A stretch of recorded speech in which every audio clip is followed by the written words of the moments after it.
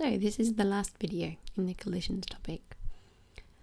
And in this video, we'll be looking at what happens if we're trying to predict the behavior of an object that is losing or gaining mass as it's moving. So for example, a car uses up its fuel as it's driving. So the mass of the car decreases as the car drives.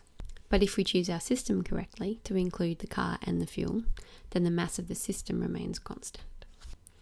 A more extreme example, and certainly a more pertinent one, is a rocket or a space shuttle.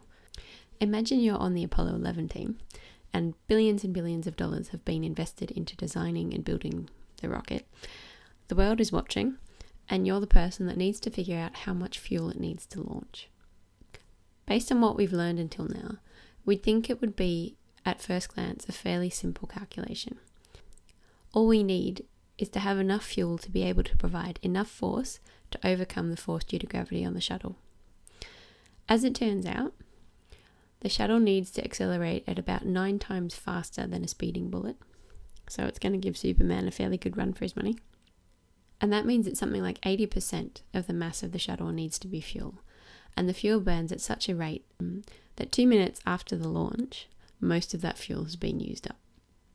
So what we thought was a fairly simple constant mass problem, where all we needed to be concerned about was the force due to gravity on a constant mass, the mass of the shuttle.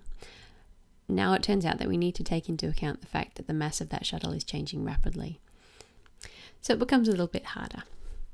So this is the formal version of the question. In this next slide, I'll go through the problem setup using our standard problem solving methods. And in the next video, I will present the solution. So if you'd like to try this problem by yourself without any hints, I'd suggest pausing the video now.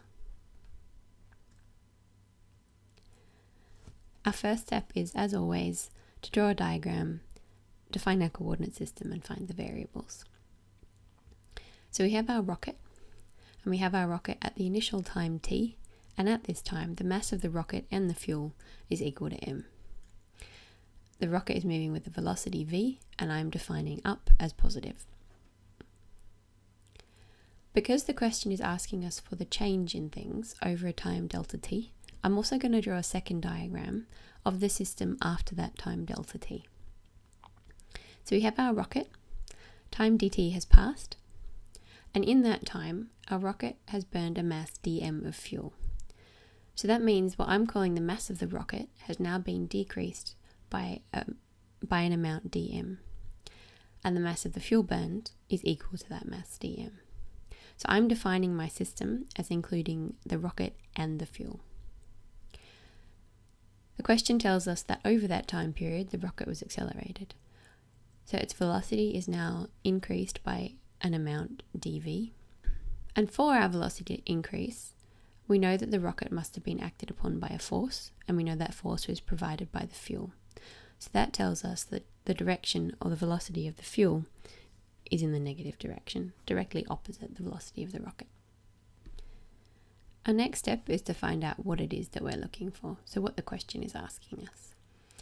And the question is asking us two things.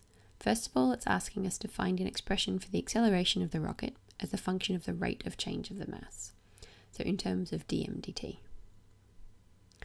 And second is asking us to find the change in the velocity between the initial and final time. So I'm going to write that as delta VR, which is equal to VF minus VI.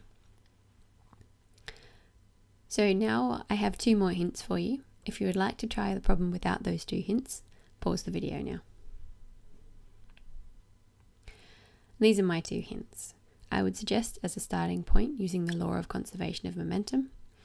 And I will also say that at some point, in order to simplify your mathematical expression, you will need to find an expression for the velocity of the rocket relative to the fuel.